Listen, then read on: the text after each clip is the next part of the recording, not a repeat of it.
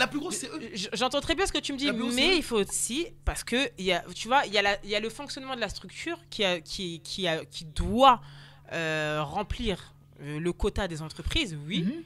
Mais il y a le métier de conseiller où on nous forme à être à l'écoute du demandeur d'emploi, l'aider à réaliser ses démarches d'insertion et à occuper le poste de son choix. Donc, où est-ce qu'on se met maintenant? Comment on se positionne? Je pense que chaque conseiller va faire son travail à sa façon. Comme je te dis, quand il y en a c'est pour ça, je pense qu'il y a beaucoup de conseillers qui travaillent dans les structures associatives plutôt que les institutions, parce que les institutions, ils travaillent avec l'État, donc ils ont des chiffres, des quotas à remplir.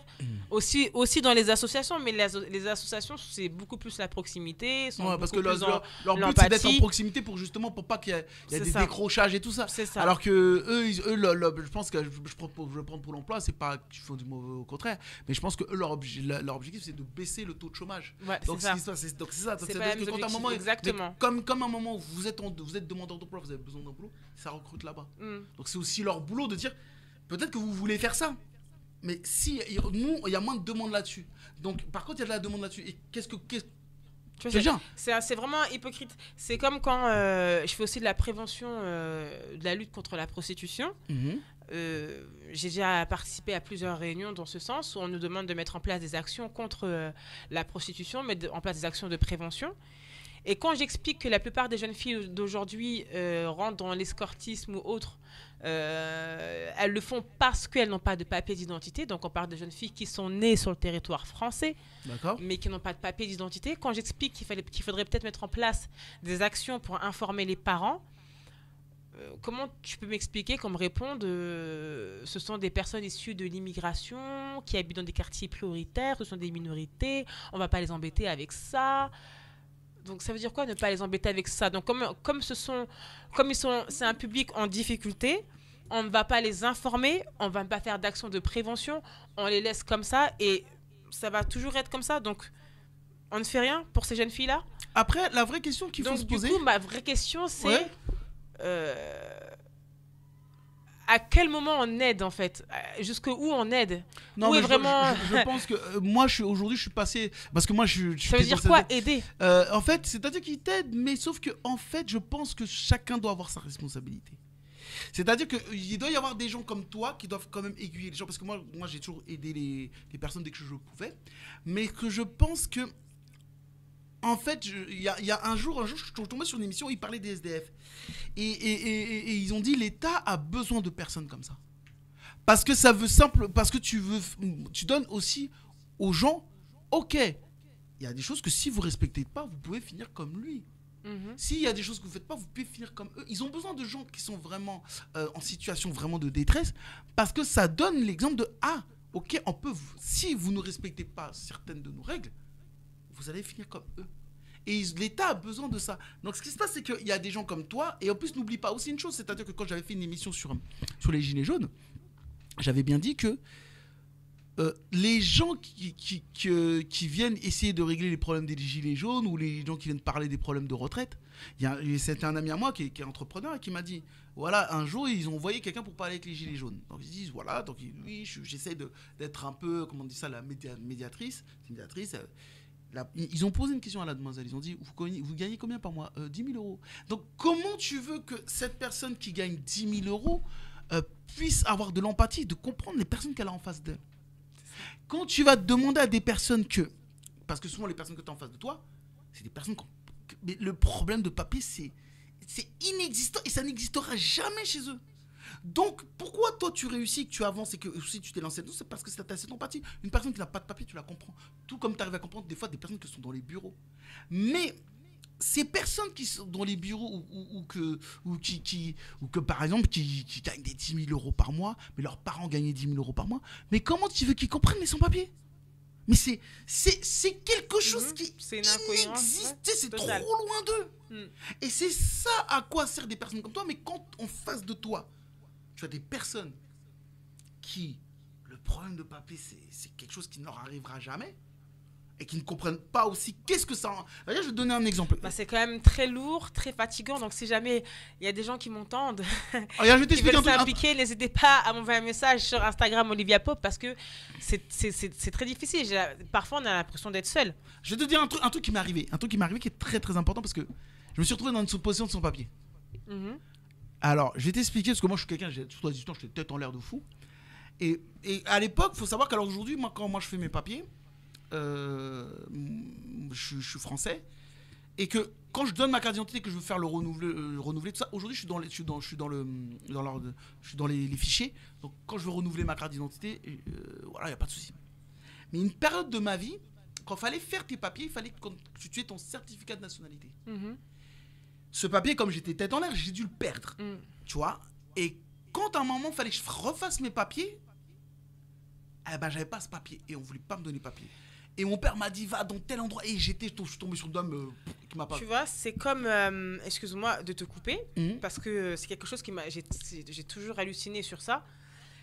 Est-ce que tu as déjà remarqué qu'une personne issue de parents étrangers, donc comme moi, mes parents sont étrangers mais de nationalité française, demain, s'ils ont besoin d'un document, si j'ai besoin d'un document, on doit faire la demande à Nantes. Tu as déjà entendu parler de ça? Ouais. Tu sais ce qui s'est passé à Nantes? Tu sais pourquoi c'est Nantes? Non. Parce qu'il s'avère que Nantes, c'était à l'époque le port où on ramenait les esclaves. Et depuis des siècles, ils n'ont jamais changé cette administration. C'est-à-dire que tous les étrangers, les papiers des étrangers se font à Nantes. Est-ce que tu trouves ça normal qu'en 2023, si un étranger a besoin d'un papier, il doit encore faire la demande à Nantes, là où on vendait les esclaves il y a des siècles déjà? Alors oui et non. Non, parce que tu sais, il y a un documentaire que tu dois regarder qui est magnifique. C'est un des meilleurs documentaires que j'ai vu. Tu vas énormément apprendre sur toutes les cultures de chacun et les mentalités. D'accord? C'est l'un des meilleurs documentaires que j'ai vu. Il s'appelle La route de l'esclavage.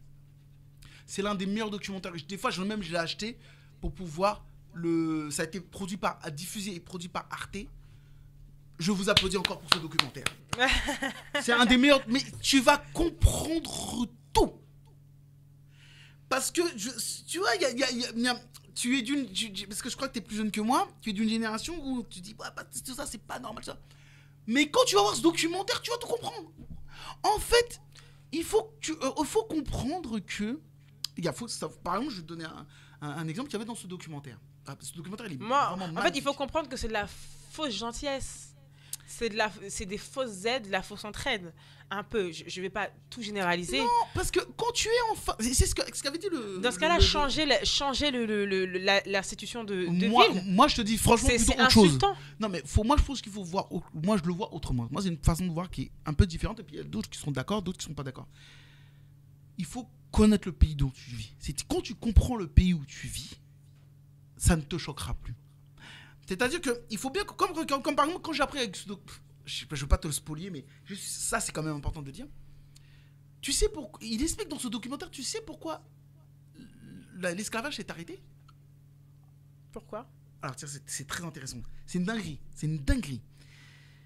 L'esclavage ne s'est pas arrêté parce que les gens ont dit « Ah, ça se fait pas ». C'est l'économie? Alors, je vais t'expliquer. Parce qu'il il faut savoir que l'esclavage était tellement rentable que les pays étaient impliqués, qu'il y avait même des assurances qui assuraient les cargaisons. Donc c'était toute une économie qui mangeait. L'esclavage ne s'est pas arrêté, le nom a juste été changé. Non, parce que l'esclavage comme le commerce triangulaire. Je plaisante avant de me... Non, mais après, il évolue d'une certaine façon. Alors je vais t'expliquer. L'esclavage moderne aussi. Je vais t'expliquer. Tu sais pourquoi ça s'est arrêté? Et il le dit dans le documentaire, mais c'est une dinguerie. Parce qu'il y a un moment, il y a eu un problème avec une traversée, un convoi. Et l'assurance ne voulait pas rembourser. Et ils ont dit, non, ça se fait pas, vous avez vu comment ils ont fait? Non, c'est de l'esclavage, c'est pas bien. Simplement parce que l'assurance ne voulait pas rembourser.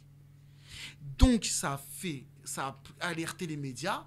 Ah, ça se fait pas. Donc, il y a eu, après, l'histoire de conscience. Mais c'est parce que, là, le convoi se serait bien passé, ça aurait continué. Mais comme l'assurance ne voulait pas rembourser, ils ont fait un scandale. de dire que ça se fait pas, de faire ça, des esclaves, c'est des êtres humains, et que c'est comme ça que ça fait tellement de bruit. D'accord. Ça... Tu vois ce que je veux dire? Ouais. Et tu sais pourquoi aux États-Unis l'esclavage s'est arrêté? Pourquoi? Pas parce qu'ils étaient cool.